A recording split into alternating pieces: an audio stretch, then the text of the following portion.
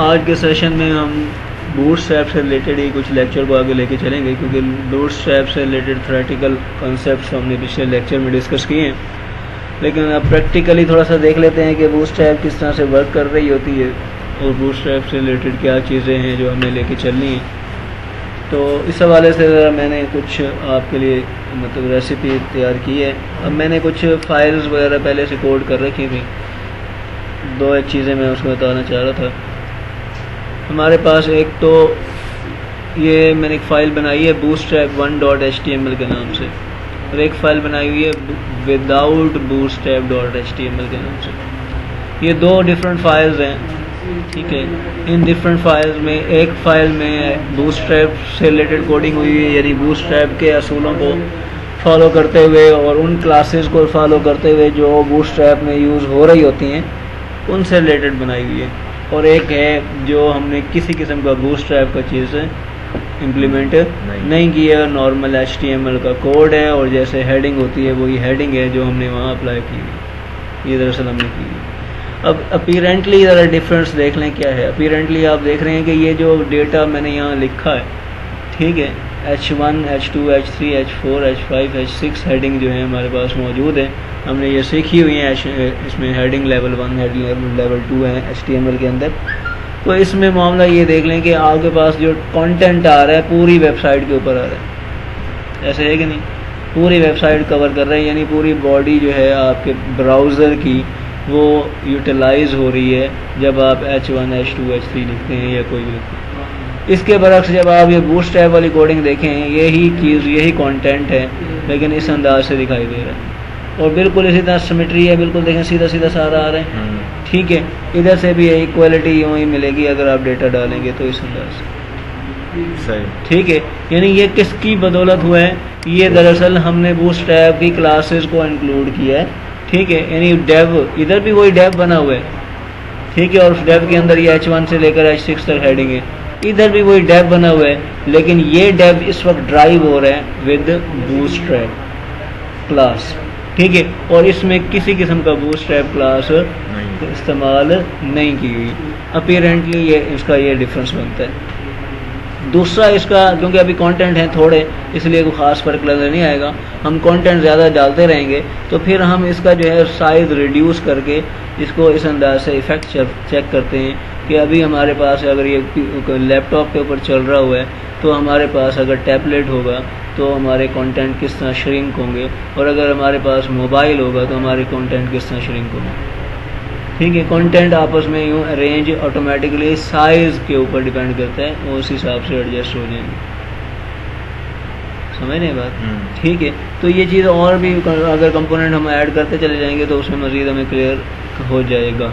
अच्छा, अब ज़रा ये तो अपीरेंटली डिफरेंस था जो मैंने बताया। अब ज़रा कोडिंग की तरफ आते हैं और ये बूटस्ट्रैप का ज़रा देखते हैं जी। bootstrap1.html, इसकी ज़रा मैंने कोडिंग खोलनी है तो ये मेरे पास मौजूद है bootstrap1.html। इसके लिए सबसे पहले जो आपको एक फाइल अटैच करनी है CSS की, वो ये वाली फाइल है, ठीक है। bootstrapcdn.com पे जाना है, वहाँ से bootstrap 3.1 CSS bootstrap.min.css ये वाली फाइल आपने इसके साथ इंटीग्रेट करनी है, अटैच करनी है, लिंक करनी है। ये बिल्कुल उसी तरह जैसा कि हमने CSS सीखा था तो हमने एक्सटर्नल CSS बनाई थी, ठीक है, हमने बनाई थी style.css के नाम से, ठीक है, और वो हमने यहाँ रेफरेंस में जस्ट लिख लिया था style.css, वो आ गई थी। इस वक्त ये जो मैं CSS उठा रहा हूँ ये इस खास वेबसाइट से उठा रहा हूँ bootstrapcdn.com से, इसलिए मुझे पूरा सीक्वेंस देना है bootstrapcds.com/bootstrap और ये पूरा पाथ देना है उसका कि इस वेबसाइट पे एक फ़ोल्डर बना हुआ है बूटस्ट्रैप का, उसके अंदर एक फ़ोल्डर 3.4.1 का बना हुआ है, उसके अंदर CSS का फ़ोल्डर बना हुआ है और फिर वहाँ पड़ी है ये फाइल बूटस्ट्रैप, ठीक है। ये फ़ाइल मुझे लाजमी अटैच करनी होती है जब भी मैं कोई बूटस्ट्रैप की एक्टिविटी अपने पेज पे करना चाहता हूँ, ये कोई बात। अब इसमें क्या है, इसमें दरअसल वो क्लासेस हैं जैसे कि हमने एक्सटर्नल CSS में बनाया था, इसमें वही क्लासेस हैं जो हमने यहाँ बनानी है, ठीक है। अब यहाँ पहली क्लास जो है वो कौन सी है, जैसा कि मैंने कहा था कि आपका जो मेन डेव है मुकम्मल वेबसाइट की बॉडी कहलाता है, तो मैंने एक डेव बनाया हुआ है, उस एक डेव को मैंने क्या नाम दे दिया हुआ है, कंटेनर दे दिया। कंटेनर की खसूसियत ये है कि ये देखें ये पूरी वेबसाइट का पूरी हाइट और पूरी विड्थ कवर नहीं करता, बल्कि सेंटर बना करके इस तरह से पेश करता है। समझ आ गई है? अगर मैं इसकी जगह कंटेनर अंडरस्कोर क्या कर देता हूँ, FLUID फ्लोट कर लेता हूँ, तो ये देखें क्या चेंजेस आएगी इसमें। यही मेरा पेज है और अब ये मुकम्मल विड्थ कंज्यूम कर रहा है ब्राउज़र की, स्टार्ट यहाँ से और एंड तक जा रहा है। ठीक है, तो इसी चीज़ को मतलब फ्लोट के साथ अगर आप यूज़ करते हैं तो आप उस ब्राउज़र की फुल विड्थ यूज़ करना चाह रहे हैं। अगर आप उसके साथ यूज़ नहीं करते हैं तो आप उसको सेंटर में लाना चाह रहे हैं, वो ड्राइव को आपके पास सेंटर में यूँ दिखाएगी।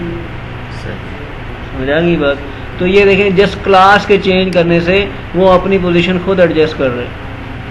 यही चीज़ हमें जब करनी पड़ती थी तो हम इसकी हाइट एंड विड्थ मेंटेन करनी पड़ती थी। इसे सेंटर टैग लाना पड़ता था कि ये इसे सेंटर टैग लाओ जी, इसकी हाइट एंड विड्थ मेंटेन करो जी। बिल्कुल अगर याद करें अपने वो टेबल के लेआउट और डेव के लेआउट जो आपने बनाए थे, तो उसमें बहुत हद तक कोडिंग आपके ऊपर थी कि आप उसे कर रहे थे। बूटस्ट्रैप ने आकर बहुत स्मार्ट कर दी चीज़ों को कि आपका यूज़र एंड का जो कोड है उसको आपने एक क्लास के अंदर पहले से मेंटेन किया, वो कंटेनर क्लास के अंदर है और उसमें सारी चीज़ें आपने जस्ट क्लास लगानी है और वो एडजस्टमेंट हो जाएगी। बात समझ आ गई है? तो ये दरअसल एक वे था चीज़ों का। अच्छा, अब यहाँ जो है चीज़ें प्लेस करने के लिए बिल्कुल वही चीज़ें, जैसे कि आप वहाँ H1 लिखते थे, यहाँ भी H1 लिखेंगे और वहाँ भी H1 H2 H3 लिखते थे। इसी तरह आपको सेम कोडिंग लेके चलेगी ये चीज़ें। समझ आ रही है बात आपको? अच्छा, इसमें कुछ चीज़ें ये हैं कि अगर आपने स्मॉल करना है टैग को, टैग स्मॉल कैसे करेंगे, मतलब इसमें अगर कुछ लिखना है, लाइक मैं कहता हूँ ये बूटस्ट्रैप हेडिंग, इधर आके मैं लिख देता हूँ स्मॉल, SMALL स्मॉल, ठीक है, और एक टैग क्लोज कर देता हूँ स्मॉल, ठीक है, और इसमें लिख देता हूँ जी प्रैक्टिस सेंटेंस, ठीक है। अब ये देखें इसका क्या इफेक्ट आएगा, ठीक है। अब आप इसको रिफ्रेश करें तो ये देखें बिल्कुल छोटा सा आ गया हुआ है, ठीक है। अगर इसको मैं इधर करता इधर, तो ये देखें क्या इफेक्ट पड़ना था। इधर इस काम को करने के लिए मुझे क्या करना पड़ता, मैं इधर आता हूँ, ठीक है, और ये मैंने दूसरी फाइल भी खोली हुई है।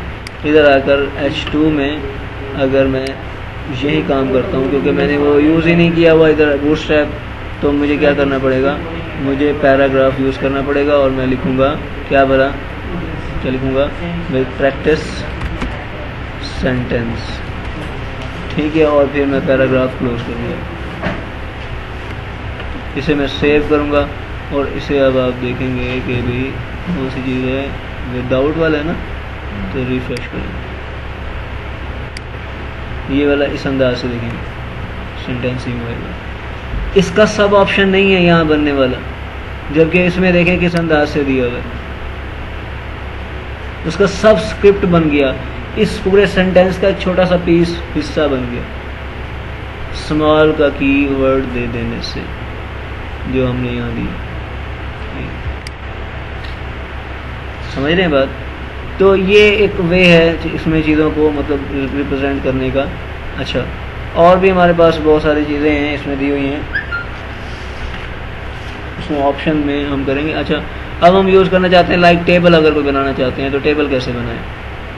बूटस्ट्रैप 1 है, यही चीज़ है, और अगर मैं इसमें टेबल बनाना चाहता हूँ तो टेबल कैसे बनाऊँ। लाइक मैं इधर आता हूँ जी, एक और डेव लेता हूँ, ठीक है, और एक डेव क्लोज करता हूँ। अब आप याद करें वो कोडिंग जो आपने HTML में टेबल के लिए की थी, क्या करते थे, कुछ याद है? टेबल के लिए हम क्या करते थे, हम करते थे जी TDTR और फिर TD देते थे, ठीक है, और फिर क्या देते थे, TD क्लोज करते थे, ठीक है, और फिर हम क्या करते थे, TR क्लोज करते थे, ठीक है, और फिर क्या करते थे, टेबल क्लोज करते थे। ये हमारा एक अंदाज हुआ करता था काम को करने का, ठीक है। अच्छा, अब मैं इधर से TD बढ़ा देता हूँ ताकि हमें थोड़ा सा इसका इफेक्ट नज़र आए, ठीक है, और इसके साथ मैं इसके TR में भी बढ़ा देता हूँ तो ये कितनी रो कितने कॉलम बन जाएंगे? इसमें बनेगी एक रो 2 कॉलम फिर एक। ठीक है, ये मेरे पास कितने रो कितने कॉलम बन जाएंगे? ये मेरे पास 2 रो हैं और हर रो में 2 कॉलम बन जाएंगे। ठीक है, इधर मैं ले देता हूँ जी फर्स्ट नेम, ठीक है, और इधर दे देता हूँ जी मैं लास्ट नेम, ठीक है, और इधर मैं दे देता हूँ फॉर एग्जांपल फर्स्ट नेम में, ठीक है, और ये लास्ट नेम में मैं ये देता हूँ, ठीक है। अच्छा, अब ये मेरे पास एक टेबल है और ये मैंने उसे बना लिया हुआ है। अब मुझे HTML में यहाँ बॉर्डर देना पड़ता था, ठीक है, ताकि ये मुझे शो होती। अब मैं इसे सेव करता हूँ, सेव करके आके मैं इसका इफेक्ट देखता हूँ, ये रिफ्रेश करूँगा तो मुझे ये इस अंदाज से दिखाई दे रही है, क्योंकि इसका क्या है, किसी किस्म का कोई बॉर्डर हमने नहीं लगाया हुआ है, इसीलिए ये इस अंदाज से शो हो रही है। अब ये हमारे पास क्या है, बूटस्ट्रैप में यूज़ हो रहा है, तो अब हम बूटस्ट्रैप की कोई क्लास इसमें अप्लाई करते हैं, साथ ही सी क्लास अप्लाई कर लेते हैं। मसलन मैं इधर लिख देता हूँ क्या भला, मैं लिख देता हूँ क्लास, ठीक है, इक्वल्स टू, बताएं क्या दूँ मैं, इधर देता हूँ मैं टेबल, क्लास को क्या लिखता हूँ टेबल। अब आप इसे सेव करें, सेव करके इसका इफेक्ट चेक करें, ये देखेंगे ये टेबल बन गई है, देख रहे हैं। फ़कत मैंने क्या किया, कोड में कितना चेंजेस की, कोड में लफ्ज़ क्या लिखा, ये देखिए, मैं इसे हटा ही देता हूँ। ये नॉर्मल HTML थी, ठीक है, नॉर्मल HTML थी। अब मैंने इस पर क्लिक किया, ये नॉर्मल HTML है, ठीक है, ना कोई बॉर्डर ना कुछ, ये उससे आ रहे हैं, ठीक है। जैसे ही मैंने एक क्लास अटैच की, वो क्लास इक्वल टू टेबल, ठीक है, वो एक खूबसूरत सा डिज़ाइन खुद से बन गया और ये मेरी टेबल यूँ मेंटेन हो गई, ठीक है। यानी मैंने कुछ इस खास मेहनत नहीं की, कोई बॉर्डर नहीं लगाए, कोई हाइट एंड विड्थ मेंटेन नहीं की, वो खुद ब खुद उसे लेकर के आ गया। कैसे? क्योंकि उसकी क्लासेस बूटस्ट्रैप की बनी हुई है, उसमें ये पहले से सेटिंग हुई हुई है, ऊपर बनी हुई, ठीक है, ऊपर जो, क्योंकि इसकी मदद से आ रही है, जो ऊपर मैंने लिंक किया हुआ है ये वाली फाइल, ठीक है, ये वाली फाइल जो लिंक की हुई है, इसकी मदद से ये हो रहा है सारा। तो सर अगर हमें नेक्स्ट करना हो तो फिर नेक्स्ट दोबारा क्लास कोई और, नेक्स्ट मतलब हम ID करें तो ID, बिल्कुल वो सारी चीज़ें आप कर सकते हैं जो आप चाहते हैं कि आप ID और क्लासेस बनाएं, वो भी कर सकते हैं, वो भी लगा सकते हैं। लेकिन अभी हम बूटस्ट्रैप के फीचर्स से मतलब फ़ायदा उठाना चाह रहे हैं। अभी हमने बूटस्ट्रैप की क्लासेस को प्रॉपर इस्तेमाल ही नहीं किया। इससे भी अच्छी हमारे पास टेबल बनने के फीचर्स मौजूद हैं, मैं भी करके दिखाता हूँ कि किस तरह से, ठीक है। मसलन अभी मैं ये देखिए इधर लिखता हूँ टेबल, टेबल के बाद लिखता हूँ टेबल और लिखता हूँ डैश बॉर्डर, डैश बॉर्डर्ड दे देता हूँ, बॉर्डर्ड, ठीक है, ये इस तरह लिख देता हूँ। अब आप देखें इसमें क्या चेंजेस आई है, ठीक है, रिफ्रेश करते हैं, ये देखें बॉर्डर बन गए, देख रहे हैं बॉर्डर बन गए। अभी दोबारा से मैं इसे हटा ही देता हूँ ताकि आप इसका विजुअलाइजेशन सही से कर लें।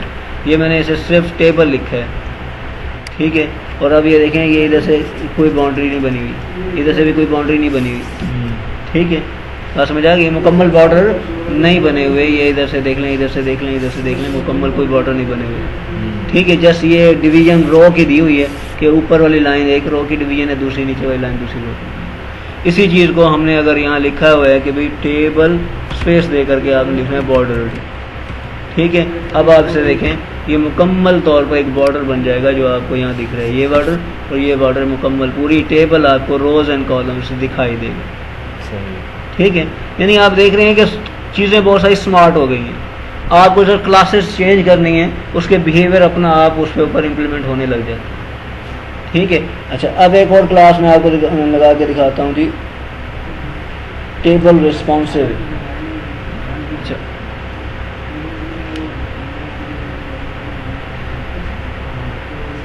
जस्ट मैं ये बॉर्डर लगा दिया हुआ जी, चलें इसको यहाँ टेबल रखते हैं। अब पहली रो में आते हैं, ठीक है, यहाँ मैं लिख देता हूँ जी क्लास इक्वल्स टू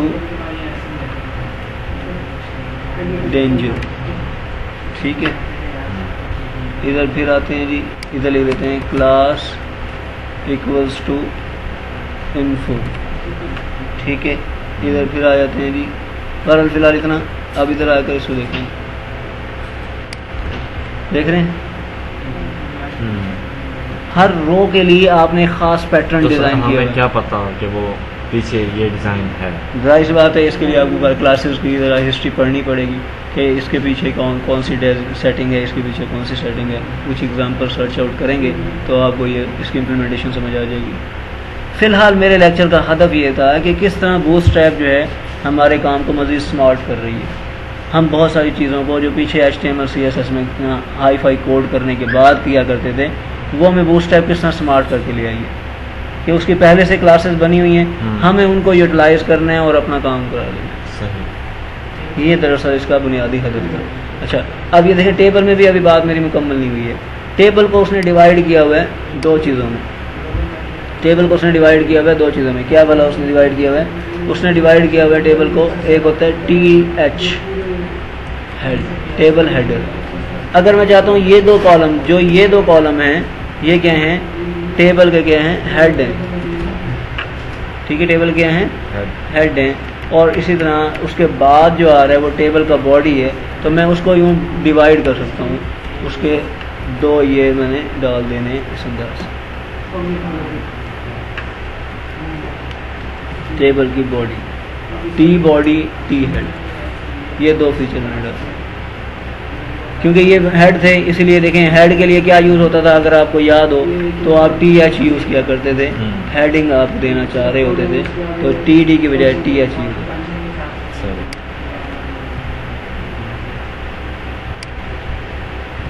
ठीक है, अब आप इसे रिफ़्रेश करें, सेव करें और रिफ़्रेश करें और यहाँ से चेंजेस ज़रा चेक करें तो ये देखें ये इफ़ेक्ट नज़र आता है।